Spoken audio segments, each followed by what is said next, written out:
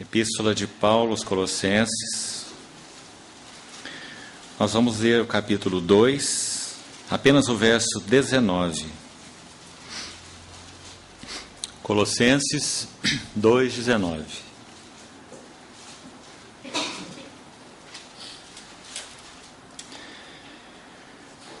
E não retendo a cabeça, da qual todo o corpo, suprido e bem vinculado por suas juntas e ligamentos, cresce o crescimento que procede de Deus.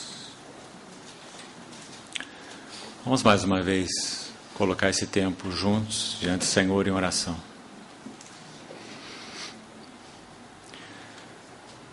Senhor, é com grande regozijo, confiança e expectativa que nós nos achegamos a Ti reunidos. Realmente esse é um tempo para nós extraordinário e não comum, porque toda a nossa esperança e expectativa está em vermos algo mais das Tuas belezas, Tua face, Tua glória, Teus conselhos, Tua palavra, Teu reino, Teu chamamento. Por isso, Senhor, te pedimos que o Senhor nos introduza pelo Espírito na realidade do reino espiritual. Usa a Tua palavra. Invocamos-te, ó Espírito Santo. Tu mesmo que inspiraste essa palavra. Venha interpretá-la e explicá-la aos nossos corações. Nós te pedimos confiadamente, para o louvor da glória da Tua graça. Em nome de Jesus. Amém. Irmãos, nós teremos todos esses dias um foco único, um tema único. Nós vamos destacar a primeira frase desse verso 19, e não retendo a cabeça. E vamos procurar, no aspecto positivo do assunto, examinar quais seriam algumas das evidências de uma assembleia que retém a cabeça. É claro que esse é um assunto extenso na palavra. Nós estamos longe de qualquer pretensão de esgotar esse assunto. Agora, há marcas muito definidas de uma assembleia que retém a Cristo como cabeça nas Escrituras. E penso que nós carecemos da ajuda do Senhor para que então nós possamos examinar algumas delas durante esses dias que tivermos juntos. Então, seriam evidências de uma assembleia que retém a cabeça. Em primeiro lugar, os irmãos veem que esse versículo faz uma abordagem negativa. E antes de entrar exatamente nessas marcas, talvez vejamos a primeira já hoje, mas nós precisamos de um preâmbulo aqui, examinando este verso. Então, olhe com atenção para a sua Bíblia de novo, para esse verso. E não retendo a cabeça. Vamos extrair essa primeira frase. Veja o contexto em que ela foi colocada. Se os irmãos têm lido essa epístola aos Colossenses, sabem que ela é uma epístola de tremenda advertência. Sabemos que ali, historicamente falando, já havia, embora não historicamente falando, o gnosticismo como uma ideologia, ele ainda não estava estabelecido nos seus moldes, mas todos os germens desse gnosticismo, que imperou no final do primeiro século e no segundo século, ele está aqui em germen, dentro das exortações que Paulo faz a essa assembleia, para que não se desvie de Cristo. Então, quando essas advertências são feitas, esse verso 19 faz, na minha maneira de ver, como uma coroa, ele é um clímax de tudo que Paulo vem dizendo até aqui. Ele diz que se nós nos distraímos de Cristo em função de algumas das coisas que ele menciona nesse capítulo 2, então o resultado é que nós não poderemos retê-lo como cabeça. Então essa é a primeira expressão importante, ela então vai governar todos os nossos dias de estudo da palavra, como já falei, pelo aspecto positivo. Reter a cabeça. O que é reter a cabeça? Quais são as evidências de que retemos a cabeça? Há marcas muito específicas, muito práticas, muito reais. Nós não podemos achar, e esse é um dos riscos que corremos, que porque nós professamos o nome do Senhor, então todas as coisas entre nós serão automáticas. Irmãos, esse é um grande risco, uma grande tentação e um grande engano. Por exemplo, nós ouvimos coisas assim: onde estiverem 2 ou 3 reunidos no meu nome, eu estou no meio deles. E aplicamos isso de maneira automática. Mas isso não é automático. Porque estarem 2 ou 3 reunidos debaixo do seu nome, não significa que nós falamos, ó Senhor Jesus, Tu és o nosso Senhor. Mas significa que nós estamos debaixo da autoridade do nosso Senhor. Se nós não santificamos a Cristo como Senhor nos nossos corações, então nós não podemos reunir debaixo do seu nome. Podemos falar isso, mas não podemos ter a realidade disso. Assim como nós poderíamos ir a qualquer casa comercial dessa cidade, usando o nome de qualquer irmão e dizendo que nós fomos lá para comprar alguma coisa no nome dele, sem que ele tenha ordenado, sendo que essa não é a sua vontade, né? E nós estaríamos usurpando o nome desse irmão. Assim com relação ao nome do nosso Senhor. Então, reunirmos debaixo do nome do Senhor Jesus não é algo automático. E como nós nos enganamos, então, nesse assunto? Nós invocamos o nome dele, ó Senhor, fazemos as nossas coisas, damos lugar ao que somos, servimos a Deus na energia da carne e falando do nome dele, invocando o nome dele. Então, esse é um grande risco que todos nós corremos como assembleias do Senhor. E quando, com a ajuda do Senhor, entrarmos nessas marcas, essas evidências de que retemos a cabeça, ajude-nos o Senhor a levarmos esses assuntos aos seus pés e a orarmos sobre isso. Para que nós vejamos, pelo Espírito, se o Senhor tem nos introduzido nessas marcas, de maneira bem prática. Irmão, tudo que está no meu coração em termos de encargo, é que nós possamos ter, pelo Espírito, esse reino da realidade espiritual aberto para tocarmos essas coisas. Do contrário, elas só serão mais informações para nós.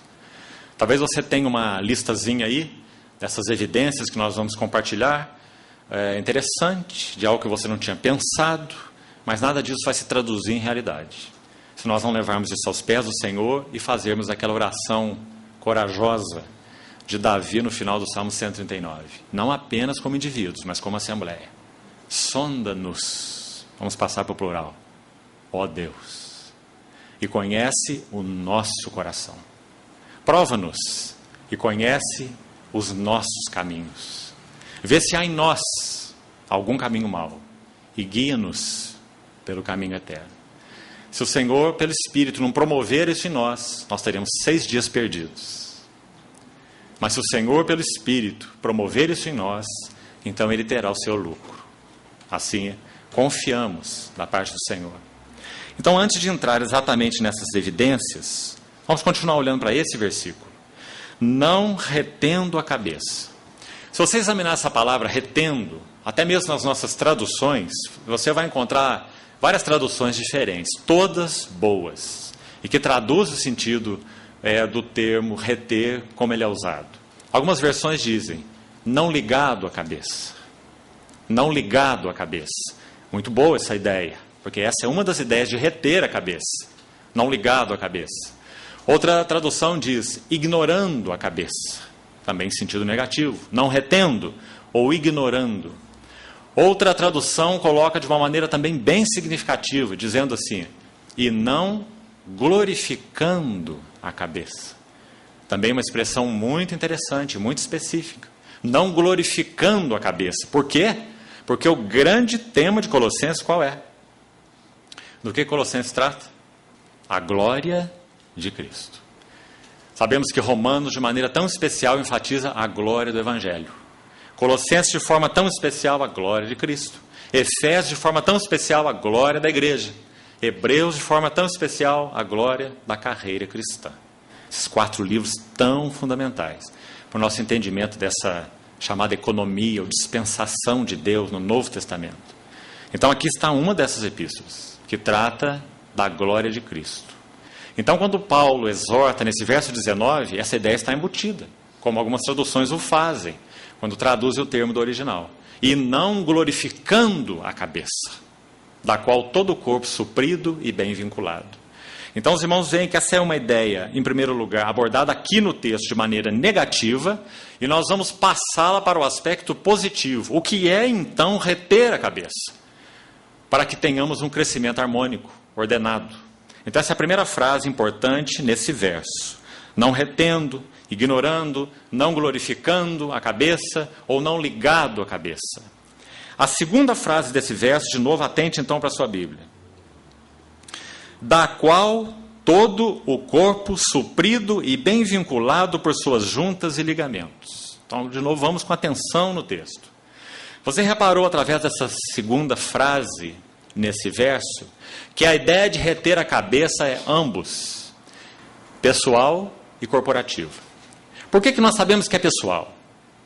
Como temos falado já outras vezes para os irmãos, nunca leia a Bíblia como um livro qualquer. Ela não é um bom livro. Ela é um livro verbalmente inspirado pelo Espírito Santo. Então, quão importante é sempre olharmos o contexto do que o Espírito Santo está nos falando. Então, se você for para trás, não precisa ir muito, verso 16 em diante, você vai ver que há um ninguém mencionado aqui. E ninguém não é corporativo, ninguém é pessoal. De novo, no verso 18, há outro ninguém mencionado aqui, fazendo referência, então, a qualquer alguém, não é? Ninguém vos julgue por causa de comida ou bebida, lua nova, festa, sábados. Ninguém se faça árbitro contra vós outros. E quando Paulo entra nessa linha, desse raciocínio do ninguém, ele diz assim que esse que faz isso, ele tem, veja o final do verso 18, uma mente carnal e ele não retém a cabeça. Então está muito evidente por esse ninguém e ninguém, que o reter a cabeça é uma questão, por um lado, pessoal. Você e eu, como pessoas, podemos não reter a cabeça. E o que isso significa? Quando nós não santificamos a Cristo como Senhor nos nossos corações, em especial. Professamos o nome dele. Senhor, Senhor. Nem todo aquele que me diz Senhor, Senhor, entrará no reino. Não retendo a cabeça. E as marcas que vamos entrar, embora elas tenham por essência uma ênfase corporativa, nós sabemos que na dispensação de Deus, o pessoal e o corporativo não podem ser separados. O corporativo toca diretamente o pessoal. E o pessoal toca diretamente o corporativo. Nunca perca isso de vista, querido irmão. Paulo é tão cuidadoso quando ele fala sobre isso. Penso que você se lembre. 1 Coríntios 12, 27. Quando ele vai falar dessa questão corporativa. Veja o que ele diz. Ele fala assim: vós sois o corpo de Cristo. Ideia corporativa. Porque Coríntios 12 é um capítulo corporativo. O corpo é um e tem muitos membros. Todos os membros são muitos, mas constituem um só corpo. Assim também com respeito a Cristo. 1 Coríntios 12, 12. Então, a partir especialmente do verso 12, ele entra em toda essa questão corporativa. Os olhos, a mão, o ouvido, não pode a cabeça dizer aos pés, não preciso de voz. Todo um contexto corporativo. E chega no verso 27, ele diz assim: ora, está fazendo uma conclusão, vós sois o corpo de Cristo, porque essa é a ênfase. Agora escute o que ele diz com atenção. E individualmente. Você localizou esse verso aí? Então, quando ele está falando sobre o corpo de Cristo, ele não deixa a questão da individualidade de lado. Mas olha o cuidado que ele tem pelo Espírito. Vós sois o corpo de Cristo e individualmente. Então ele falou do corpo e falou do indivíduo. Mas agora ele traz de novo o indivíduo para o corpo. E diz assim, individualmente, o que nós somos individualmente? Ele poderia dizer assim, individualmente nós somos os indivíduos. Não é? Mas ele disse, individualmente nós somos o quê? Membros desse corpo. Não é maravilhoso o cuidado do Espírito de Deus? Você viu a harmonia divina que existe aí? Por um lado, nós não perdemos o que podemos chamar de individualidade. Isso nunca será perdido. Nem quando estivermos face a face com o nosso Senhor. Nós não seremos imersos numa massa amorfa de adoradores, porque Apocalipse diz que nós teremos as nossas frontes, e fronte é algo individual. Cada servo terá na sua fronte escrito o nome dele. Os seus servos o servirão. Ou seja, a nossa individualidade nunca será perdida. Por outro lado, todo o trabalho do Espírito Santo é para que nós percamos o nosso individualismo, não a nossa individualidade. Por isso, quando esse verso tão precioso é colocado aí, Paulo menciona a individualidade, mas ele mostra que essa individualidade, ela funciona de maneira corporativa. Não é uma individualidade que funciona de forma isolada. Ah, irmão, quão precioso é isso para nós, compreendermos isso, e vivermos, e praticarmos isso. Então, voltando ao que estávamos falando, esse reter a cabeça, ele é em primeiro lugar pessoal, por causa desse ninguém que é mencionado aqui. Então, cada um de nós pode perder a realidade de estar encabeçado pelo próprio Cristo. Ou seja, santificando a Cristo como Senhor nos seus corações. Aprendendo a responder ao cabeça. Agora, reforçando, este é só um lado da verdade.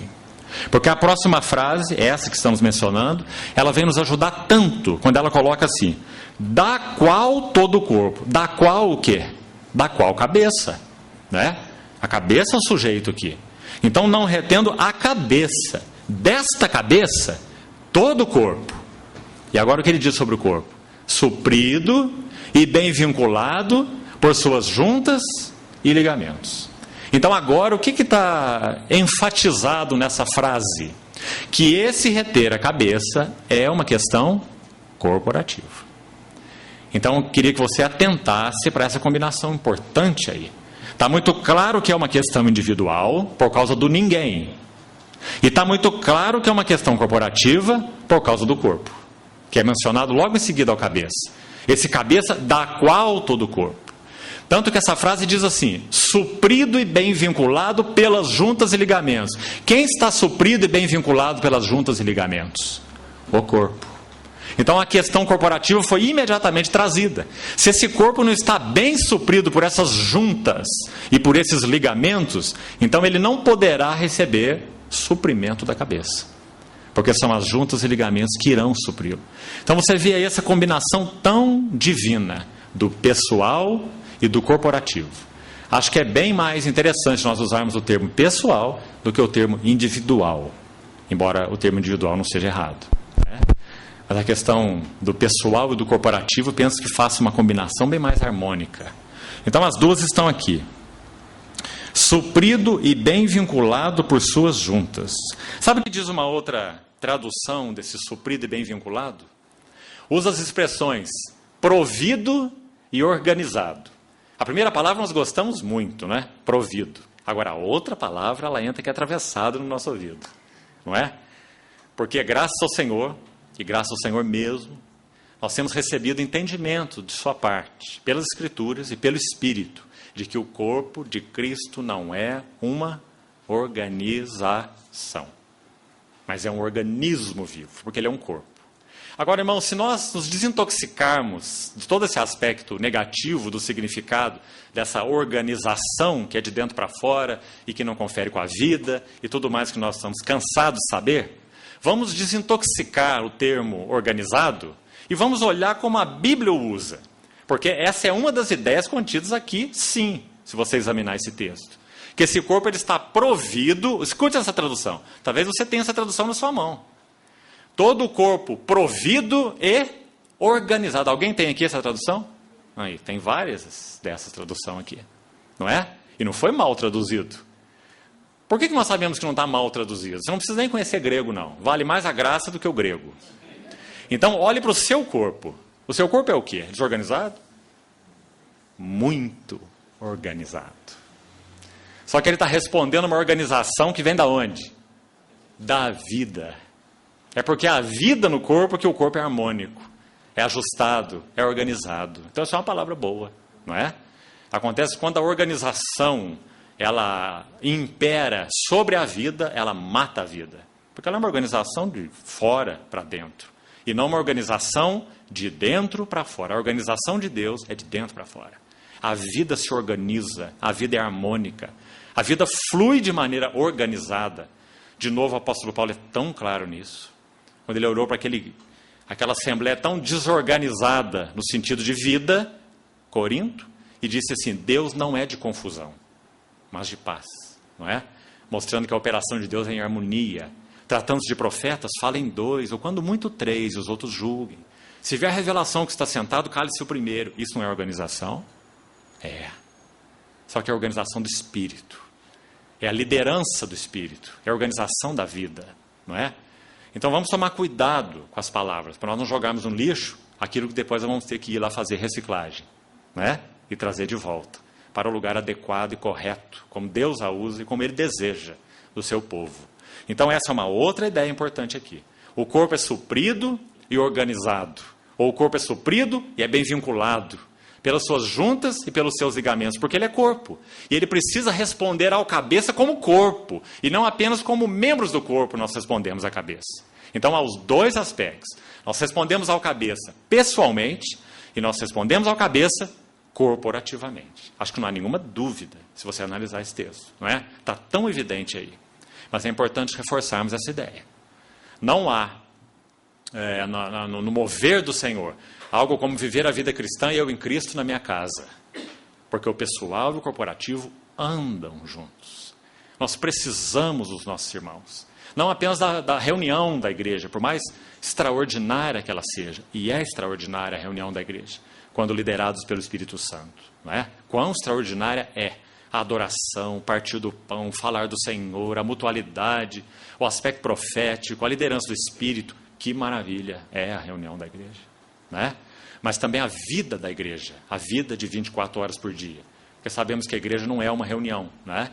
A igreja tem reuniões, mas a igreja não é reunião. Então, esse aspecto pessoal e esse corporativo são tão preciosos. Andam em harmonia, juntos. Um traz riqueza para o outro. Não há como crescer no pessoal se não crescermos no corporativo. Graças ao Senhor por isso. Imagine se você tivesse aquele dedo no corpo que acha, né, que pode crescer de forma pessoal. E digamos que ele cresça mesmo. Então cresce aquele dedão, engrossa o dedão, ele cresce tanto que ele até curva para o lado. Não é? Existe uma doença que faz isso com o dedo. Aquele dedo fica um membro anormal, não é? Ele cresce, ele engrossa, ele vira, ele entorta, é aquela coisa horrível no corpo, aquele dedão, não é? Nós podemos ser esse dedão, se esse pessoal não acompanha o corporativo. Isso é muito triste. No corpo de Cristo não há harmonia, não há beleza e mais, não há utilidade. Não é? Para que serve um dedão desse? Torto desse jeito, sem movimento, enrijecido, não é? Então que o Senhor nos ajude a ver isso com clareza. O pessoal e o corporativo, sempre andando juntos. O corporativo ele vem enriquecer o pessoal. Ele vem trazer uma fluência para o pessoal. E o pessoal, da mesma maneira. Enriquecer o corporativo. Então essa é a segunda frase importante do verso. Agora olha a terceira. Olha como ele termina. Cresce o crescimento que procede de Deus. Que linda frase. Porque então, acho que estamos autorizados a pensar do lado negativo, pelo contexto. Há um crescimento que não procede de Deus. Qual crescimento é esse? Sabe que é uma palavra muito interessante aqui que faz uma antítese com crescimento no verso 19? É a palavra do verso 18. Na minha tradução, essa palavra não aparece. Mas ela, de novo, ela é muito boa e confere com a ideia original. Mas há outras versões em português que essa palavra aparece. É a palavra inchaço. Então também você possa ter na mão aqui uma dessas traduções.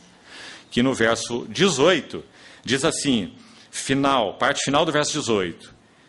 Baseando-se em visões, essa versão diz metendo-se em coisas que não viu, né? E depois diz enfatuado, na minha versão. Há uma outra versão que diz inchado, sem motivo algum na sua carnal compreensão. E essa versão diz enfatuado, sem motivo algum na sua mente carnal. Então veja como essa palavra inchaço também faz uma antítese interessante para aquilo que o Espírito Santo quer dizer no verso 19. Que há um tipo de crescimento que não é crescimento, porque ele não é normal, ele não é sadio, ele não é harmônico. Então, que nome ele dá para isso? Inchaço. Inchaço não é crescimento normal. Faz volume, faz aparência, não é? Mas nós queremos dar um jeito de acabar com ele logo, não é? Ou é doença, ou é tumor, ou é acúmulo de líquido. Qual é essa doença? Não é? Inchaço na sua carnal compreensão. Irmãos, que advertência séria do Espírito Santo. Se nós não retemos a cabeça de maneira pessoal, se nós não retemos a cabeça de modo corporativo, está aí nossa história. inchaço. Que coisa terrível. Isso é um juízo de Deus, não é? Então há também outra versão que traz essa frase final do verso 19 da seguinte maneira: vai crescendo, um gerúndio, com o aumento de Deus. Também interessante, muito boa. Esse corpo que retém a cabeça, ele vai crescendo, porque é um contínuo, né? É de glória em glória. E como que ele vai crescendo? Ele vai crescendo com um aumento de Deus. Porque o próprio Deus vai gerando naquele corpo, em Cristo, pelo Espírito, aumento. É um aumento que provém de Deus. É aumento, na verdade, do próprio Deus nele, né? Então essa é a ideia, as 3 ideias importantes desse versículo 19. Primeiro, compreendermos o que é reter a cabeça. É tanto pessoal quanto corporativo, e os dois são inseparáveis. Está aqui mais um assunto em que o que Deus uniu não separe o homem. Nós queremos ter morte na vida espiritual, é só separarmos o pessoal do corporativo. E procurarmos ter atitudes independentes, serviços independentes, mentalidade independente e tudo mais independente, né? Isso é uma sentença de morte para a nossa vida cristã, porque o pessoal e o corporativo são inseparáveis. A segunda ideia importante é como o corpo pode reter a cabeça. Depois vamos entrar nas evidências, ainda não estamos lá, estamos fazendo só um preâmbulo, mas você vê aqui de modo geral, primeiro, como esse corpo, então no sentido corporativo é claro, como ele pode reter a cabeça, suprido e bem organizado ou bem vinculado pelas suas juntas e pelos seus ligamentos. Você sabe que Colossenses e Efésios são 2 epístolas chamadas de gêmeas, pares. Se você ler Efésios 4, 15 e 16, Paulo diz assim: seguindo a verdade em amor, cresçamos, a mesma ideia aqui, cresçamos em tudo, naquele que é o cabeça, Cristo.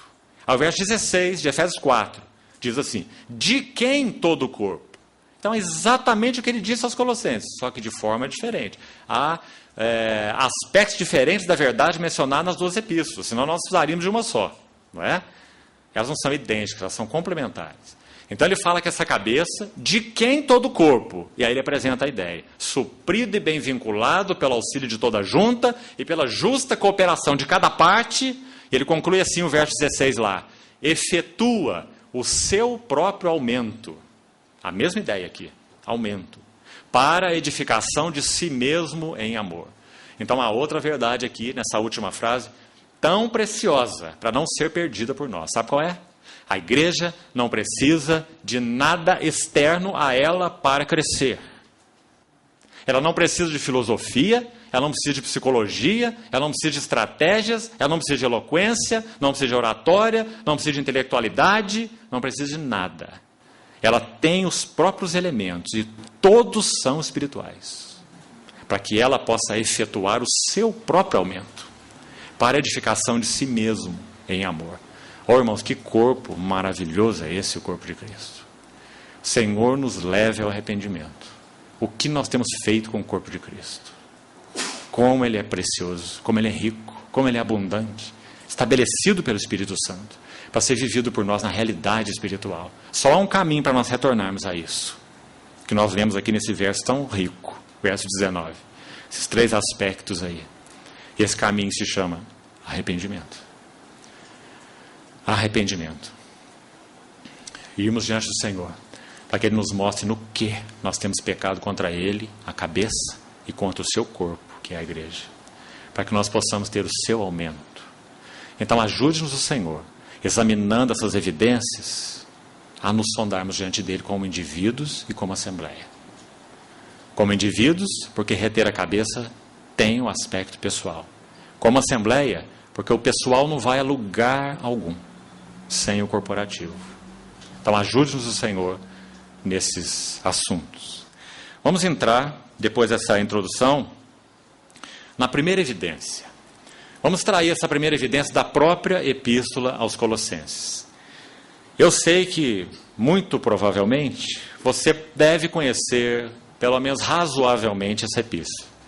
E se conhece, você sabe que o capítulo 2 é um capítulo pesado, de muitas advertências. O verso 8 começa com a palavra cuidado, uma palavra notória, nessa epístola. Porque Paulo escreve essa epístola com um tom de urgência, de advertência. Cuidado.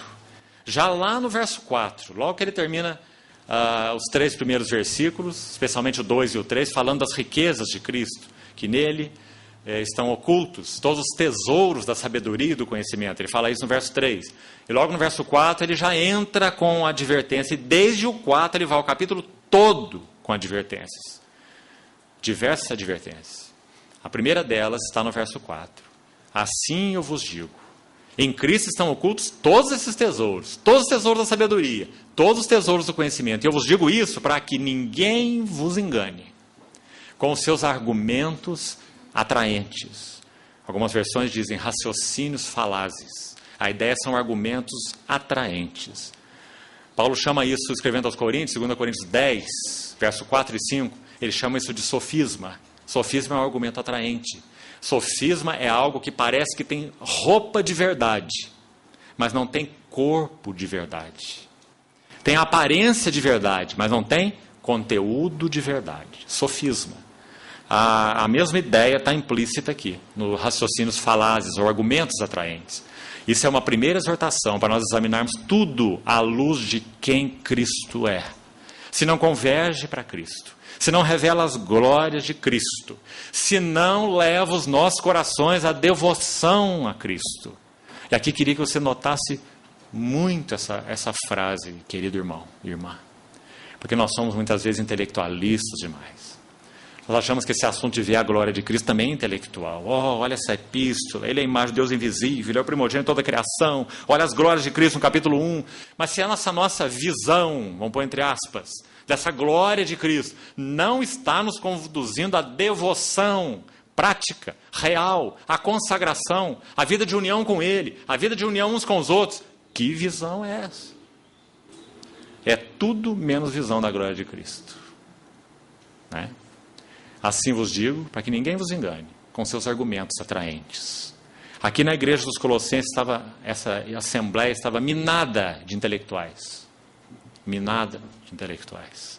Intelectuais judaizantes, intelectuais, como falamos, com os germens do gnosticismo, muita intelectualidade. E por isso mesmo se desviando de Cristo.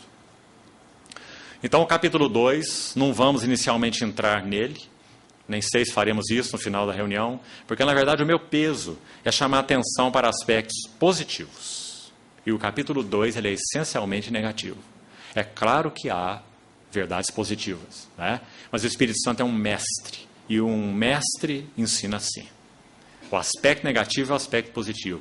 De novo, são duas coisas inseparáveis. Ele ensina com o não, e ele ensina apresentando a verdade positiva. Ele ensina o ponto e o contraponto, a tese e a antítese. Essa é a maneira do Espírito Santo. Então o capítulo 2, ele é essencialmente negativo. Ninguém vos engane, cuidado, filosofia, rudimentos do mundo, vãs sutilezas, ascetismo, legalismo, misticismo, tudo isso está no capítulo 2. Baseando-se em visões, naquela versão diz, metendo-se em coisas que não viu, acha que viu, não é? Então, espiritualismo, não espiritualidade, espiritualismo, misticismo e muito ismo mais nesse capítulo 2. Mas esse não é meu encargo para essa reunião. Nós vamos ir ao capítulo 1. E vamos chamar essa primeira evidência de retermos a cabeça, tanto como indivíduos ou como pessoas, como assembleias, tanto no aspecto pessoal como no aspecto corporativo. Vamos chamar essa primeira evidência para que o Senhor nos ajude a nos sondar. Vamos dar o nome a ela de não nos distrairmos de Cristo. A primeira evidência, a primeira marca de que nós pessoalmente estamos retendo a cabeça e de que nós corporativamente, então, como assembleia, estamos retendo a cabeça é não nos distrairmos de Cristo. Irmão, ajude-nos o Senhor a não chover no molhado. Que a palavra do Senhor possa ser nova para nós.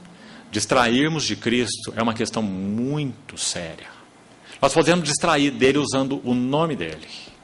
Nós podemos distrair dele, já falamos, reunindo em nome dele, ou professando que nos reunimos no nome dele. Nós podemos distrair dele na obra dele, no serviço a ele. Nós podemos nos distrair dele na igreja dele. Distrair de Cristo é algo muito penetrante e algo muito sutil.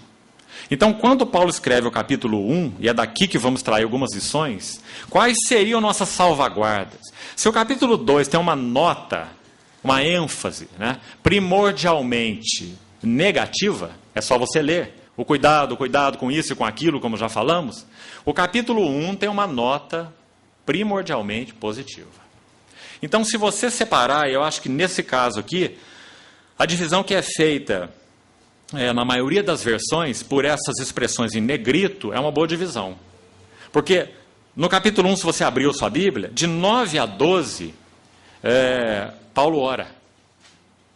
9 a 12 é uma oração, uma única oração. Nos versos 13 até o 23, o foco é a glória de Cristo. E que texto esse? 11 versículos, que refletem de uma maneira talvez paralela a essa, só Hebreus, os 4 primeiros versículos de Hebreus, que trazem tanta glória junta numa única passagem. Então, talvez só Hebreus 1, de 1 a 4, possa se comparar a Colossenses 1, 13 a 23. Muita glória numa mesma passagem, concentrada. Como nós falamos, esse aqui é como um psicotrópico. Você toma um e fica uma semana sem dormir. Né? São 11 versículos cheios, carregados de quem Cristo é. Depois nós vamos examinar um pouco sobre isso. E vemos por que é tão proeminente essa questão para nós como indivíduos e para nós como assembleia, retermos a cabeça. E retermos a cabeça fala, em primeiro lugar, de estarmos fixos, estarmos ávidos, estarmos nos regendo pela visão da glória de Cristo. Quem Cristo é. Acho que talvez todos os irmãos aqui já ouviram falar de um querido servo de Deus do passado chamado Watchman Nee. Sabe o que ele disse certa vez? Qualquer experiência espiritual, escute isso, qualquer experiência espiritual que não venha a nos acrescentar algo mais da realidade espiritual, de quem Cristo é e do que Cristo fez, deve ser considerada espúria, sem nenhum valor. Sabe o que ele estava procurando combater naqueles dias? O que nós devemos procurar combater avidamente nos nossos dias. Subjetivismo. Né? Andarmos pela experiência, entre aspas. Então ele diz, olha, qualquer experiência espiritual, não importa que você tenha passado isso ou passado aquilo, né?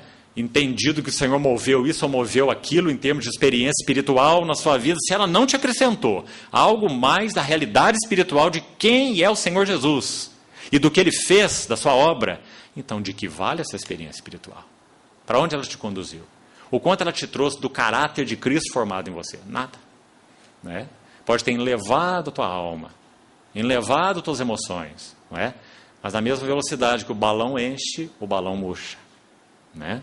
Então, os versículos 13 a 23 são uma concentração da glória de Cristo. E também o verso 24 até o final, o verso 29. Também uma boa divisão aqui. Esse aqui é um parágrafo só. Inclusive, se você não sabe, uma nota apenas de passagem aqui interessante.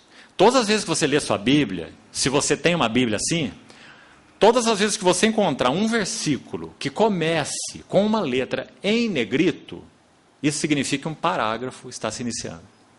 Muito importante.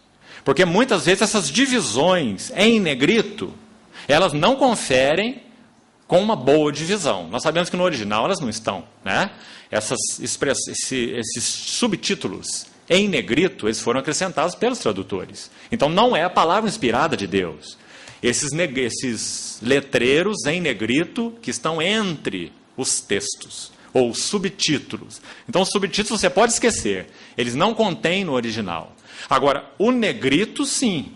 O negrito marca o texto que foi usado, original, marca parágrafos. Então, quando você vê aqui o agora, no verso 24, é início de um parágrafo, porque o A está em negrito. Né? Se é que a sua Bíblia tem isso. E depois, quando você lê o capítulo 2, verso 1, se você tem a edição revista atualizada, você vai ver que a palavra gostaria está com G em negrito. Então é mais um parágrafo. Então é importante você respeitar os parágrafos. Nós podemos dizer assim, o Espírito Santo falou em parágrafos. Né? Os subtítulos foram acrescentados, mas os parágrafos não. Então, no verso 24 a 29 é um parágrafo. O que acontece nesse parágrafo? Paulo fala das aflições de Cristo. E eu gostaria de tomar esses 3 parágrafos. O parágrafo da oração, de 9 a 12. Esse parágrafo maior, que vai do 13 até o 23, da glória de Cristo. E esse último parágrafo, de 24 a 29, das aflições de Cristo. E vamos ver como isso nos ajuda nessa primeira evidência de que nós estamos retendo a cabeça, tanto pessoal como corporativamente. Então, os irmãos estão acompanhando isso? Reter a cabeça, tanto pessoal como corporativamente, se complementam. Não há como separá-los. Primeira ideia que vimos. Segunda, quais são essas evidências? Então, a primeira delas, não nos distrairmos de Cristo. O que o capítulo 1 pode nos ajudar no sentido de não nos distrairmos de Cristo? Então, vamos ver esse parágrafo da oração, esse parágrafo da glória de Cristo e esse parágrafo das aflições de Cristo. E vamos buscar, com a ajuda do Senhor, extrair lições importantes para nós aí, tanto pessoal quanto corporativamente. Em primeiro lugar, essa oração. Irmãos, se nós não temos sido distraídos de Cristo, nem pessoalmente e nem corporativamente, essa oração tem que ser um registro da nossa relação com o Senhor. Um registro da nossa avidez. Aquilo que nós desejamos acima e além de tudo. O que seria? Vamos ler essa oração? Por esta razão, também nós, desde o dia em que o ouvimos, esse o aqui é Epáfras, que é citado no versículo 7 como um companheiro de Paulo, que estabeleceu a igreja dos Colossenses, que Paulo não conhecia pessoalmente, né? Ele fala isso no capítulo 2, que ele não os viu face a face. Então ele disse que desde o dia que ele ouviu o seu cooperador Epáfras, verso 9, ele não cessa de orar por vós. Nós sabemos que quem está orando aqui é esse homem que não se distraía de Cristo, que tinha uma visão tão clara da glória de Cristo, assunto do próximo parágrafo, vamos chegar lá, e que sofria as aflições de Cristo, assunto do último parágrafo, que também vamos procurar chegar lá. Então você vai ver uma combinação linda aí, que eu queria que você atentasse. A oração de Paulo, as glórias de Cristo e as aflições de Cristo. Em primeiro lugar, são duas coisas que nós não colocaríamos juntas de jeito nenhum. A nossa cabeça, né? Problemática, tantas vezes. Nós nunca ligamos glória com aflição. Aflição é aflição e glória é glória. Nós vamos ter glória a hora que a aflição acabar, não é? Enquanto tivermos aflições, não tem glória. Agora, irmãos, essa não é a mentalidade do Espírito Santo, de maneira nenhuma. Há uma epístola todinha que tem esse tema, aflição e glória. Qual é? Juntas. Primeira epístola de Pedro. O tema de 1 Pedro é esse. Por breve tempo, se necessário, sejais contristados com várias provações, para que o valor da vossa fé, uma vez apurado, mais precioso que o fogo, redunde em louvor, honra e glória na revelação de Jesus Cristo. Não estranheis o fogo ardente que surge no meio de vós, destinado a provar-vos. Isso é aflição. Como se uma coisa extraordinária vos estivesse acontecendo. Mas alegrai-vos, na medida em que sois coparticipantes dos sofrimentos de Cristo, para que também na revelação da sua glória vos alegreis exultando. Né? Isso ele fala no capítulo 1. E no capítulo 4 ele repete a mesma ênfase com outras palavras. Então não estranheis, porque o propósito é para que a glória de Cristo repouse sobre vós. É o tema de 1 Pedro todo. Sofrimento e glória, aflições e glória. E de novo nós estamos vendo isso aqui. Glória de Cristo, de 13 a 23. Aflições de Cristo, de 24 a 29. Só que essa aflição de Cristo, nesse caso aqui, é algo muito particular. Não é aflição de modo geral. Nós não podemos chamar, infelizmente, nós não podemos chamar muitos dos nossos sofrimentos de aflições de Cristo. Porque a aflição de Cristo é algo muito específico. Nós vamos ver daqui a pouco o que significa. Mas então, desses 3 parágrafos, o parágrafo da oração, o parágrafo da glória de Cristo e o parágrafo das aflições de Cristo. Nós vamos procurar extrair dos 3 a ajuda que, creio, o Espírito Santo nos deu, o texto está aí, para nós não nos distrairmos de Cristo e para que essa então seja uma marca, tanto da nossa vida pessoal quanto da nossa vida corporativa. Então, em primeiro lugar, a oração. Se nós não estamos nos distraindo de Cristo, O que essa oração tem para nos ajudar? Se essa tem sido uma marca da nossa vida pessoal, uma marca da nossa vida corporativa, essa é a nossa oração pessoal, essa é a nossa oração corporativa. Essa dos versos 9 a 12. Então vamos examinar, é claro que vamos precisar fazer isso breve, são 3 parágrafos riquíssimos, e nós temos uma reunião só para isso. Então vamos procurar tirar algumas verdades apenas. Olha essa oração. Voltando então onde estávamos. Desde o dia em que ouvimos Epáfras, não cessamos de orar por vós e de pedir que transbordeis de pleno conhecimento da sua vontade, em toda sabedoria, olha essa palavra, e entendimento o quê? Intelectual. É assim que está aí? Não. Espiritual. Os dois não são iguais. Nós podemos estar cheios de entendimento intelectual e vazios de entendimento espiritual. É um entendimento que o Espírito Santo não pode usar. Ele é natural, ele é intelectual. Então, irmãos, de novo, que tentação nós temos na nossa jornada cristã de sermos intelectualistas. Abordarmos a palavra de Deus de modo intelectual. Paulo ora da mesma maneira aos Efésios, na primeira oração. Deus vos conceda, para o conhecimento dele, ou no conhecimento dele, espírito de sabedoria e de revelação. Paulo está dizendo que se os olhos do coração não forem iluminados, e essa expressão também ele usa lá, Efésios 1,18, nós não podemos conhecer o Senhor como ele é. Podemos tocá-lo intelectualmente, tocar a palavra, letra, mas não seremos introduzidos no reino da realidade espiritual. São duas coisas completamente diferentes. Então, se nós não estamos nos distraindo de Cristo, essa oração é nossa oração, tanto como pessoas, como especialmente como assembleia. De pedir que transbordeis de pleno conhecimento. Irmão, tem muita coisa digna de nota nessa oração.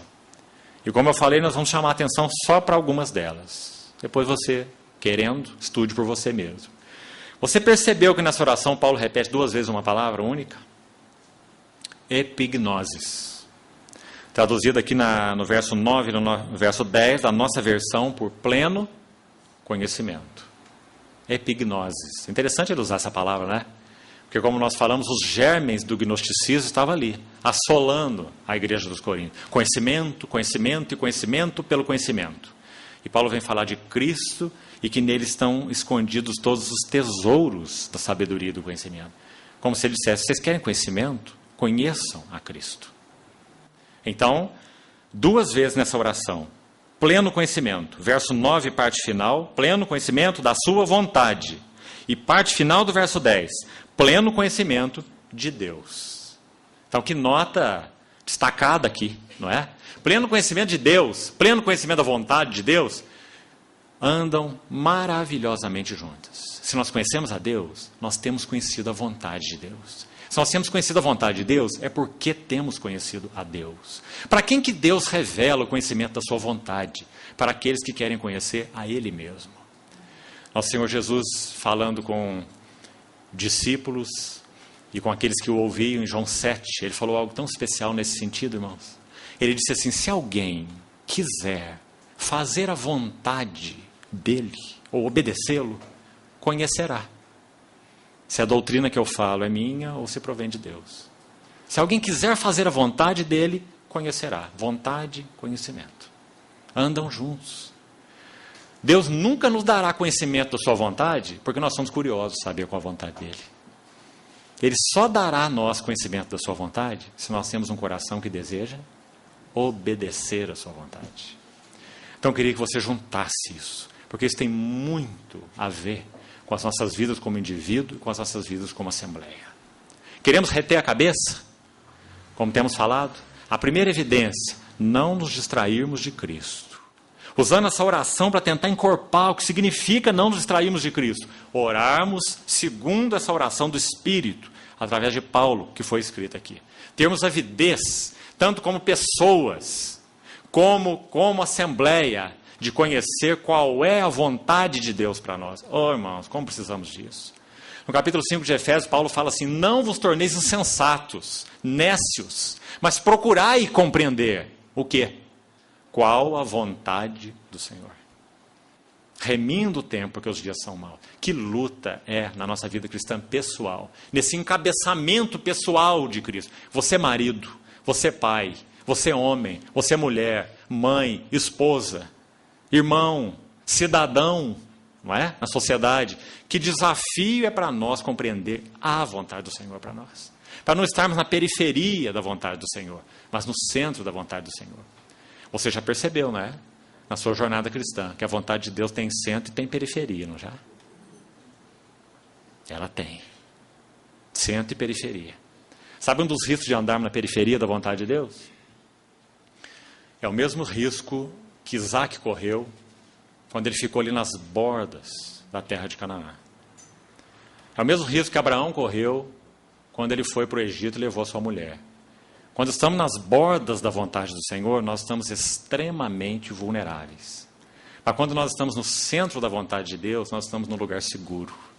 Nós temos verdadeira paz, nós temos verdadeiro descanso. Nós já chegamos pelas lições do Senhor, e graças ao Senhor, porque essas lições são progressivas, esse conhecimento é progressivo em todos os aspectos, mas nós já tivemos algumas lições para nos deixar claros que o centro da vontade de Deus é o melhor lugar do universo. E o lugar mais perigoso do universo é quando nós estamos na periferia da vontade de Deus. Quando nossa vontade está chocando com a vontade de Deus, de alguma maneira. Não é? Então, pleno conhecimento da sua vontade, pleno conhecimento de Deus. Combina essas duas coisas. Irmãos, não há esperança para nós como indivíduos, e nem como assembleia, se essa não é a nossa avidez. Segunda coisa importante nessa oração. Veja o verso 10. Para quem que o Senhor vai revelar a sua vontade, que é assunto do verso 9? Para quem que Ele trará sabedoria e entendimento espiritual? Para quem e para quê? Veja o verso 10. A fim de viverdes. Que palavra especial. Vida cristã não é mística, vida cristã não é espiritualista, vida cristã não é intelectualista, é para viverdes. Viverdes o quê? O que diz aí? De modo... Outra palavra maravilhosa. Como nós falamos, que linda é a Escritura, né? Sabe qual é essa palavrinha digno aqui? O que ela significa? Harmônico. Ela é usada também em Efésios 4:1. Quando Paulo sai da seção de visão espiritual, os 3 primeiros capítulos de Efésios, e vai para o assunto da vocação espiritual. Os 3 últimos capítulos de Efésios. 3 e 3. 3 para a visão e 3 para a vocação. E ele começa o capítulo 4 com essa vocação. Lembra? Efésios 4:1. Rogo-vos, pois, eu, prisioneiro no Senhor, que andeis de modo digno. A mesma palavra que você está vendo aí. Digno da vocação a que fosse chamados. Então ele tem 3 capítulos sobre a vocação. Como é andar de modo digno dessa vocação? E digno é harmônico. O maestro rege e a orquestra toca. Isso é o que significa digno. Não é? Nós estamos vivendo sob controle. Nós estamos vivendo sobre a liderança do Espírito Santo. Como nós falamos no início, nós santificamos a Cristo como o Senhor nos nossos corações. Tanto como pessoas, como especialmente como assembleia. Aí nós podemos dizer que nós nos reunimos em nome do Senhor Jesus. Não é porque nós somos regenerados, não. Não é porque nós somos cristãos, não. Nós podemos ser tudo isso e mais outras coisas, mas não sermos uma assembleia regida pela liderança do Espírito Santo. Por isso estamos buscando humildemente e diante do Senhor, aos pés do Senhor, examinarmos essas marcas durante esses dias, para que o Senhor nos ajude a nos sondar pessoal e corporativamente.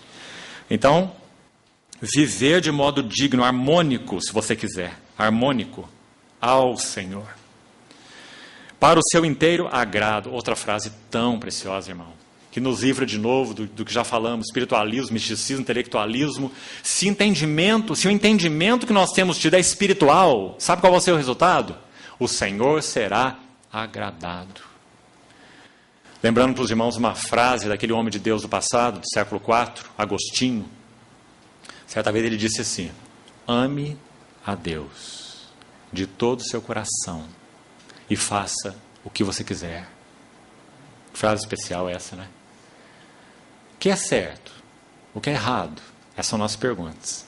O que é lícito? Será que eu posso fazer isso, irmão? O que você acha, irmão? Me aconselha. Isso é lícito ou é ilícito? São as perguntas que nós fazemos, não é? Mas sabe qual a pergunta que nós devíamos fazer? Isto agrada ao Senhor? Ou isto não agrada ao Senhor? Paulo, como homem maduro de Deus, que já tinha chegado a isso, ele disse assim: todas as coisas são lícitas, mas nem todas me convêm. De novo ele repete: todas me são lícitas, mas nem todas edificam. Olha os parâmetros que guiavam Paulo. Não era a licitude, mas era o que edificava, era o que convinha. E tem mais uma terceira coisa que ele diz, no mesmo raciocínio: todas as coisas me são lícitas, mas eu não deixarei me dominar, me reger por nenhuma delas. Nem pelo comer, nem pelo beber, nem pelo vestir, nem pelo comprar, nem pelo vender, não me deixarei dominar por nenhuma delas. Esse é um grau elevado de vida com o Senhor. Mas é para isso que Ele nos chamou. Não é maravilhoso, irmão? Então isso é viver para o seu inteiro agrado, não é? Você vê que isso não é místico, não é espiritualista, é espiritual. E o espiritual é prático. O Senhor nos chamou para isso, né? Então, se isso não é verdade na nossa vida pessoal, se isso não é verdade na nossa vida como assembleia, nós não estamos retendo a cabeça.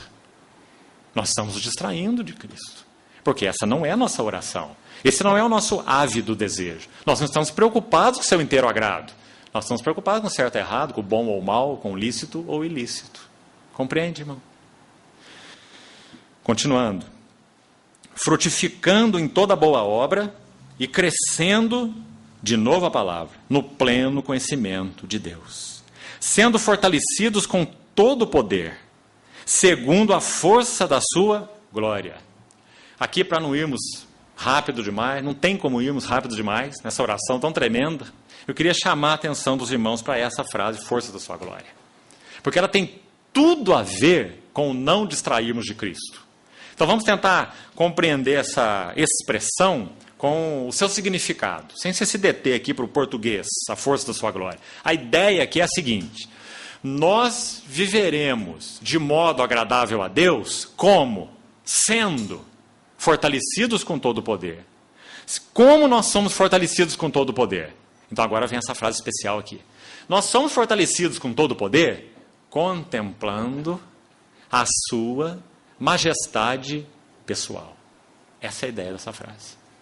Fortalecidos com poder segundo a força da sua glória. Muda aqui as palavras. Fortalecidos com todo o poder, contemplando a sua majestade pessoal. Viu a importância da visão de Cristo? Viu a importância de não distrair de Cristo? De Cristo ser esse nosso foco todo absorvente? A única maneira de nós não nos perdermos como pessoas e como assembleias é Cristo ser nosso foco todo absorvente. Por isso essa oração é tão especial. E tudo precisa ser sondado à luz do que está escrito aqui. Conhecimento da sua vontade, conhecimento de Deus, viver de modo agradável a Ele, harmônico ou digno. Você vê que não é uma oração desconexa, não é? Como tudo se encaixa de uma maneira maravilhosa nessa oração. Então, como podemos fazer isso? Fortalecidos com todo o poder, contemplando, ou segundo, através da contemplação da força da sua glória, ou da sua majestade pessoal. Aqui queria lembrar os irmãos uma ilustração dos Salmos. Lembra do Salmo 63? O Salmo 63, Davi escreveu quando Absalão tinha se rebelado. Acho que é uma linda ilustração dessa expressão aqui, força da sua glória. Porque Davi usa uma ideia semelhante naquele salmo. Ele começa o Salmo 63, quando ele estava se retirando, já tinha se retirado de Jerusalém, depois que Absalão usurpou o trono. Daquela maneira tão maligna, como conhecemos a história. Conquistando o coração do povo, fazendo adeptos, né? E depois tocando no trono do seu pai. Então Davi se retira de Jerusalém, vai para o deserto de Judá, e lá naqueles recantos, em algum momento, ele escreve esse salmo. Olha o que ele diz nesse salmo. Senhor, ou ó Deus, Tu és o meu Deus forte. Talvez se fosse nós que escrevêssemos o salmo, nós escreveríamos assim: ó Deus, Tu és o meu Deus forte. Então atente para o que Absalão fez comigo, com meu filho. Ele tocou no trono. Mas tudo está debaixo do juízo do Senhor. O Senhor é soberano. Linguagem tão espiritual, não é? Mas ele disse assim: ó Deus, Tu és o meu Deus forte. Ele não falou uma palavra sobre Absalão. Ele disse: eu te busco ansiosamente. A minha alma tem sede de ti. O meu corpo te almeja em uma terra árida, exausta e sem água. Não é interessante? Aquela terra que Davi estava andando era o deserto de Judá. Refletiu o seu próprio coração nesse momento da experiência. Essa terra árida, exausta, sem água, não era só o deserto de Judá, era o coração de Davi, em função da rebelião de Absalão. Aí, continue o salmo, ele diz assim: assim eu te contemplo no santuário, não é? Para ver o quê? O que está escrito na sua Bíblia? A tua força e a tua glória. Paralela à expressão de Paulo aqui nessa oração. Sermos fortalecidos segundo a força da sua glória, ou contemplando a sua majestade pessoal. Então ele diz: assim eu te contemplo no santuário.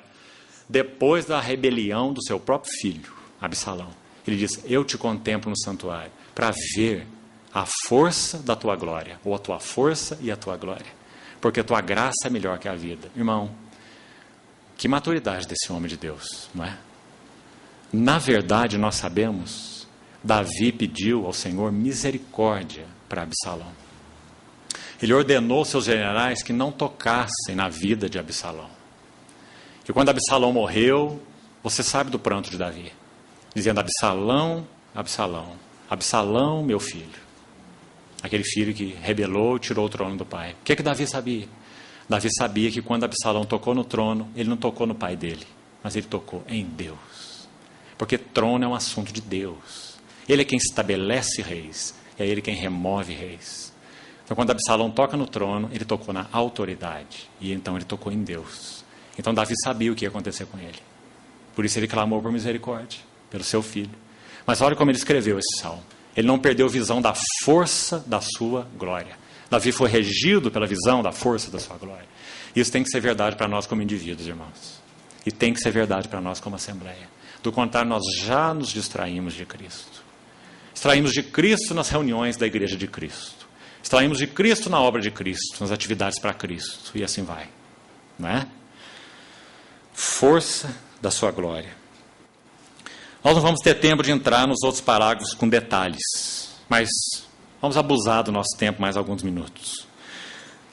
A seção de 13 a 23,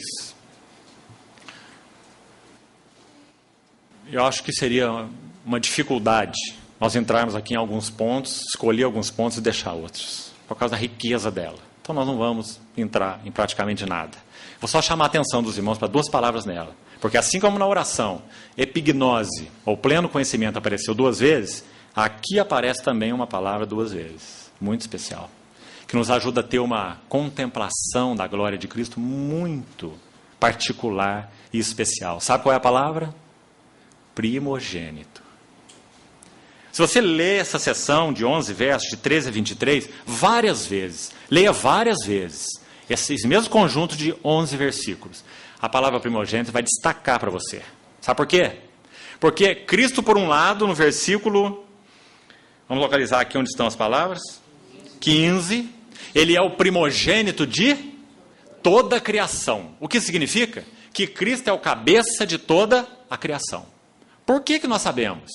Os versos estão aí para explicar. É porque nele foram criadas todas essas coisas, no céu e sobre a terra, visíveis e invisíveis, tronos, soberanias, principados e potestades.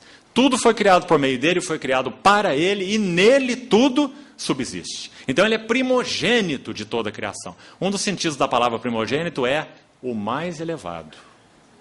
O mais elevado. Então, primogênito de toda a criação. Cristo é o cabeça da sua criação. Agora a palavra é repetida. Primogênito.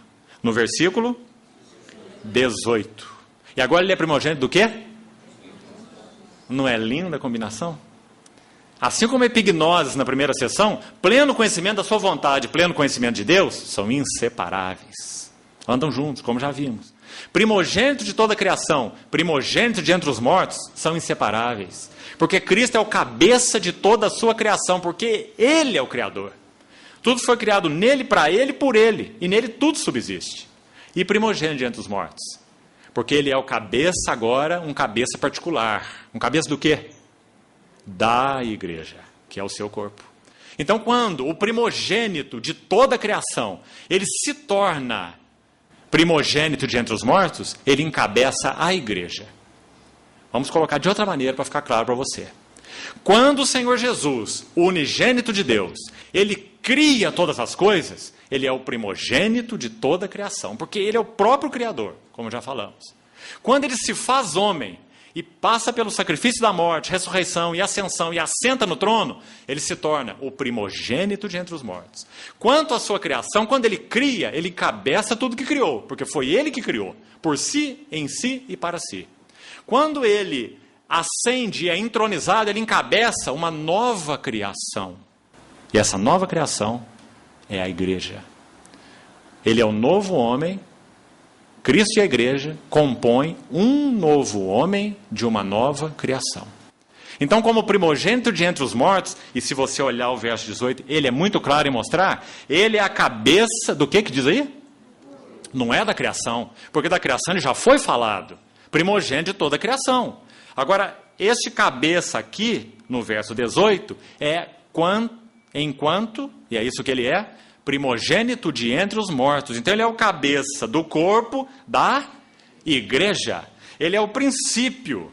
E se você está fazendo a conexão correta do texto aqui, esse princípio também não é princípio da criação. Nada a ver com a criação. Esse princípio aqui é princípio da nova criação. Aquele que está em Cristo é uma nova criação. As coisas velhas já passaram, eis que tudo se fez novo. Então ele é o princípio dessa nova criação. E como princípio dessa nova criação, ele é o primogênito de entre os mortos. Foi assim que ele iniciou essa nova raça. Primogênito de entre os mortos. Então essas duas palavras, primogênito de toda a criação, primogênito de entre os mortos, são um resumo das glórias de Cristo nos 11 versos, de 13 a 23. Glória do cabeça criador. Glória do cabeça do corpo, que é a igreja. Então, de novo, você vai ver, como nós falamos, 11 versículos carregados da glória de Cristo. Mais uma marca. Nós estamos absorvidos por essas suas glórias. Essas glórias nos tornaram adoradores em espírito e em realidade. Essas glórias nos levaram à devoção. Essas glórias nos tornaram servos. Então, essa é a pergunta que nós temos que fazer. Essas glórias nos tornaram idôneos à parte que nos cabe da herança dos santos na luz. Essas glórias nos tornaram capazes de viver para o seu inteiro agrado, como pessoas e corporativamente. Agora, o último parágrafo. Vamos extrair algumas lições rápidas dele. O foco da oração, pleno conhecimento de Deus, pleno conhecimento da vontade de Deus. O foco das glórias de Cristo, primogênito de toda a criação, porque é o cabeça de toda a criação, primogênito de entre os mortos, e então cabeça da igreja. O foco do último parágrafo, as aflições de Cristo. E agora então nós vamos concluir com esse parágrafo, dizendo o seguinte, irmãos: se nós temos sido focados em Cristo, não nos temos distraído de quem Cristo é, nem pessoal e nem corporativamente, essa tem que ser uma marca em nós. Qual marca? As aflições de Cristo. E aqui, irmão, eu queria encerrar com isso, que o Espírito Santo deixe essa nota bem fresca nos nossos corações. Vamos colocá-los de maneira diferente, mas abordando o mesmo foco. A ideia aqui é, não pode haver igreja de maneira prática, de maneira experimental, ou experiencial, se você quiser, se não houver participação nas aflições de Cristo. Sabe como Paulo coloca isso para os Gálatas, com outras palavras, mas a mesma ideia? Meus filhinhos, Gálatas, estavam se distraindo de Cristo. Começaram no Espírito, mas estavam se aperfeiçoando na carne. Meus filhinhos, por quem eu, de novo, veja-se de novo. Ele já tinha sofrido por eles, agora ele sofre de novo. Por quê? Porque eles estavam se distraindo de Cristo. Esse é o nosso primeiro ponto, né? Sofro de novo dores de parto, as aflições de Cristo. Dores de parto. Qual o propósito dessas dores de parto? Qual o propósito das aflições de Cristo? Na linguagem de Colossenses. Gálatas 4,19, que nós estamos citando. Como termina esse verso? Até que Cristo seja... Acho que você sabe que o texto original tem uma palavrinha a mais, que a maioria das versões não coloca. Sabe qual é? Plenamente. O versículo é assim: teknós, ou filhinhos, é a palavra usada no original. Filhinhos, crianças. Não é ruiós, filhos maduros. Se eles fossem maduros, Paulo não precisava escrever a carta dos Gálatas para eles. Então ele chama de teknós, de filhinhos. Meus filhinhos, por quem eu de novo sofro dores de parto. Gálatas 4,19. Até que Cristo seja plenamente, é a palavra que falta aí em muitas versões. Até que Cristo seja plenamente formado em vós. Essas são as aflições de Cristo. Então, irmão, reúna isso aqui, junto a essa primeira evidência que nós então estamos gastando essa reunião para enfatizar. Não nos distrairmos de Cristo significa, não apenas que nós vamos orar segundo Cristo, pelo Espírito. A oração está lá para nos ajudar tanto, como vimos. Também não significa apenas que nós estaremos absortos, focados pela contemplação da glória de Cristo, porque o nosso Cristo é o Cristo das riquezas insondáveis. Quanto mais bebemos, quanto mais nadamos, nós vemos que estamos na praia, porque Ele é o Cristo de riquezas insondáveis. Ó a profundidade da riqueza, tanto da sabedoria como do conhecimento de Deus. Nós fomos chamados para conhecer a Deus. Pobre de nós, não é? E por outro lado, que privilégio, né? Então, irmãos, esse é um outro aspecto, a glória de Cristo. Mas não perca esse último. Se nós estamos focados em Cristo, se nós não estamos nos distraindo de Cristo, que é essa primeira evidência, nós iremos sofrer as aflições de Cristo e participar das aflições de Cristo. Que nós então falamos no início. Não se iguala a aflições nossas por motivos pessoais, de tribulação ou de sofrimento ou de qualquer aflição. Não. A aflição de Cristo é algo muito específico e particular. O que é a aflição de Cristo? Se você ler o parágrafo do 24 ao 29, você vai encontrar a explicação. Não precisa ficar curioso e nem fazendo especulação. Leia a Bíblia só, deixa ela te falar. Então o verso 28 vai te ajudar, te mostrar qual é a aflição de Cristo. Sabe o que diz? Leia. Depois dele falar que Cristo em vós é a esperança da glória, e Paulo era um mestre bastante, para muitos, controverso. Sabe por quê? Eles diziam que é muito complicado ouvir Paulo e entender Paulo, porque Paulo faz o que os filósofos daquela época não gostavam, não, nem um pouco. Digressão. Sabe o que é uma digressão? Digressão é alguém que vai seguindo um raciocínio, aí ele entra numa vila, numa viela assim. Aí ele vai naquela viela, e às vezes ele volta, mas às vezes ele não volta. Ele fica perdido naquela vila, não é? Porque ele foi conduzido de uma outra maneira. Esse é Paulo. Às vezes ele entra num atalho e não sai do atalho, não é? Mas que atalhos maravilhosos. Atalhos inspirados. O Senhor o conduziu assim, não é?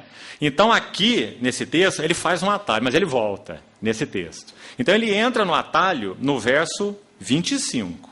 Porque depois ele fala assim, olha, as aflições de Cristo eu preencho na minha carne, a favor, em função de o seu corpo, que é a igreja. Agora olha o atalho, é como se ele abrisse um parêntese. Ele quer falar um pouquinho dessa igreja, né? Ele saiu da linha de raciocínio dele, está dizendo assim, a igreja, da qual eu me tornei um servo, de acordo com a economia de Deus, que me foi confiada, para dar pleno cumprimento à palavra de Deus. Essa palavra de Deus é o mistério que estiver oculto do século. Você viu o tamanho da digressão? Ele abriu um parêntese. Agora, sabe onde ele fecha? No 27. Quando ele vai falar, Cristo em vós é a esperança da glória. Agora ele entrou de novo na questão das aflições de Cristo. Quais eram as aflições de Cristo? Está aí, no verso 28. O qual nós anunciamos agora, advertindo a todo homem. Por isso que ele sofria. Advertindo todo homem. A palavra aqui é forte. No original, ela tem mais peso do que exortação. São duas palavras diferentes. A palavra admoestar ou a palavra advertir são idênticas no português. Traduzem a mesma palavra no original. Ela é mais forte do que exortar na língua original. O que significa, então? Qual a diferença de exortar e admoestar? Ou exortar e advertir. Exortar significa endireitar o que estava torto, né? Abrir um caminho reto. Exortar. Agora, advertir, a ideia da palavra é a seguinte: você pega uma pessoa que de alguma maneira está se distraindo de Cristo e você chacoalha ela assim pelos dois braços, dizendo assim, acorda, olha o caminho que você está andando, olha o resultado que você vai chegar. Então, essa palavra advertir no original contém a ideia de anunciar para alguém um erro de pensamento, ou de propósito, ou de conduta, e as suas consequências. Isso é advertir. Uma palavra fortíssima. Então Paulo diz que ele advertia todo homem, dizendo, abre os seus olhos, presta atenção, esse é o caminho que você está andando, este é o resultado dele, advertindo a todo homem. Se você notou, nesse verso 3 vezes aparece a palavra todo homem. Então acho que ela é algo significativo nesse parágrafo. No parágrafo da oração, 2 vezes epignosis, pleno conhecimento. No parágrafo da glória de Cristo, 2 vezes primogênito. E nós vimos como ele divide o parágrafo em 2, né? Da criação e da igreja. E nessas aflições de Cristo, 3 vezes a expressão, todo homem, todo homem, todo homem. 3 vezes. Porque esse era o sofrimento de Paulo. Sabe por quê? Porque a igreja é edificada com homens, com seres humanos, regenerados. Então Paulo exercia esse ministério da dispensação da graça de Deus, como ele chamou no verso 24 e 25, com este foco. Todo homem, todo homem, todo homem. Fazendo o que com esse todo homem 3 vezes? Olha o versículo. Primeiro, advertindo todo homem. Já vimos o peso dessa palavra. Paulo não era um político. Paulo não procurava agradar a homens. Ele falou isso muito claro para Coríntios. Se nós procurássemos agradar a homens, nós não seríamos servos de Cristo, não é? Advertindo a todo homem. Segundo agora, o que mais? Ensinando a todo homem. Olha, irmão, se nós não estamos distraindo de Cristo, essa é uma marca da vida da Assembleia, que não se distrai de Cristo. É uma Assembleia que adverte, não é uma Assembleia de amigos, não é uma Assembleia social, não é uma Assembleia de bom convívio, não é uma Assembleia filantrópica. Que o Senhor nos guarde. Nós não podemos nos tornar numa coisa dessa, porque essa é uma aberração. A igreja não é isso. A igreja é lugar de advertência. A epístola aos Hebreus, no capítulo 3, diz assim, que nós devemos exortar mutuamente cada dia, durante o tempo que se chama hoje, para que nenhum de nós seja endurecido pelo engano do pecado. Nós vemos o pecado de uma maneira bem diferente que o Espírito Santo vê. O Espírito Santo vê o pecado como um calejador de consciência. Mas nós não vemos assim. Mas o Espírito Santo vê.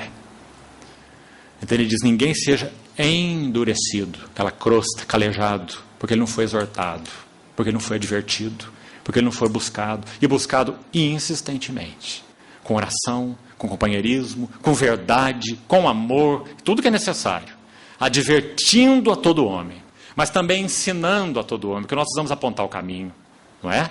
Nós podemos só dizer, olha, isso é assim, está errado, isso não é, mas então o que é? E o ensino é positivo. A advertência tem foco, tem ênfase negativa, e o ensino tem ênfase positiva, né?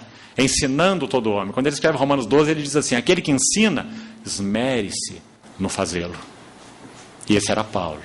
Por quê? Porque ele não se distraía de Cristo, focado em Cristo, na glória de Cristo, e sofrendo ou cumprindo as aflições de Cristo na sua carne, a favor da igreja que é o seu corpo. Irmão, essa não é uma posição tremenda, irmão?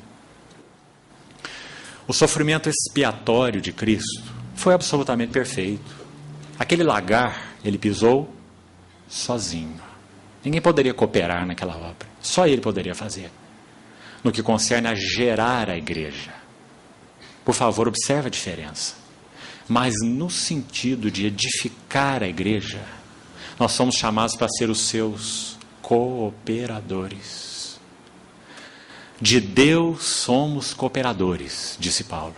E lavoura de Deus e edifício de Deus sois vós. Tão claro. Como nós podemos ser cooperadores dele? Em primeiro lugar, não nos distraindo dele. Orando segundo o Espírito, nas prioridades dele. Já vimos aí. Absortos pelas glórias de Cristo. Quem Cristo é? Como cabeça de toda a criação, como cabeça do seu corpo, que é a igreja.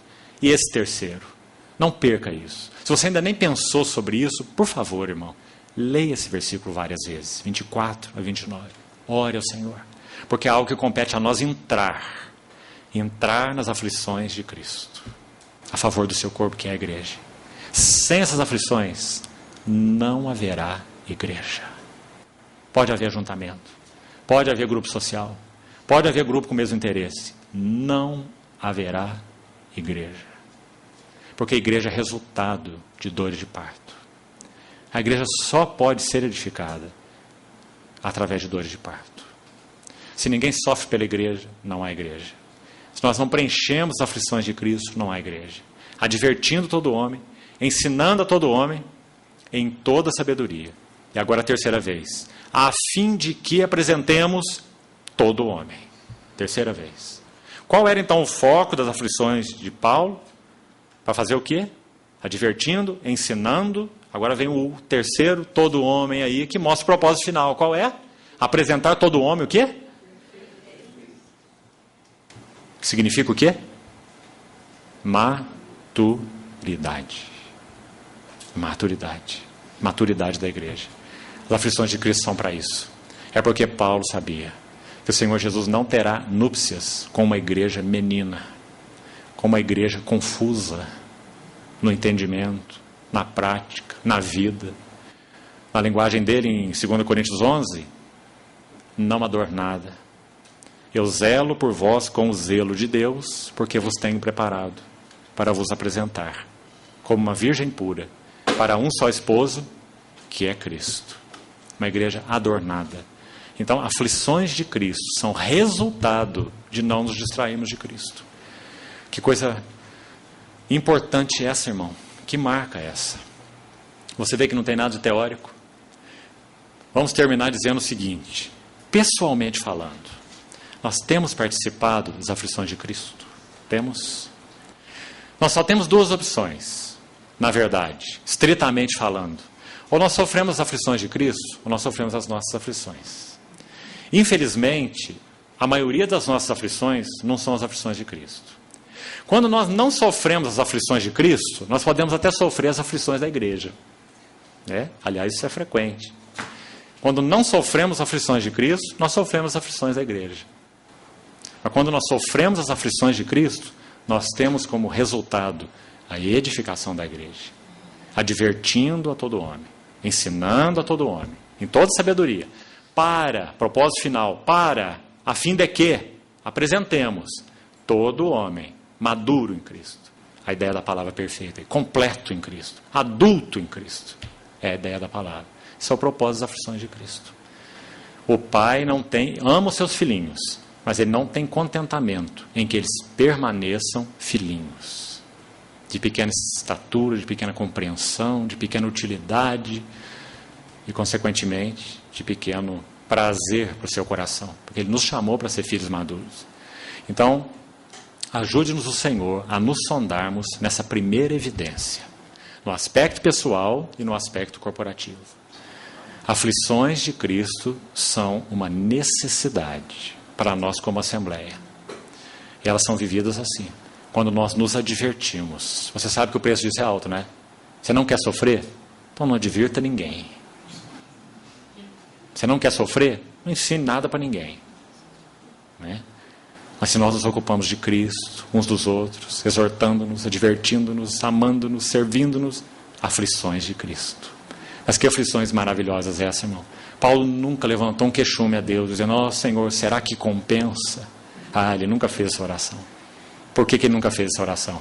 Porque ele viu a glória de Cristo. E ele viu a noiva de Cristo. Então essa oração era impossível para Paulo. Tão impossível que ele escreve assim para os Coríntios.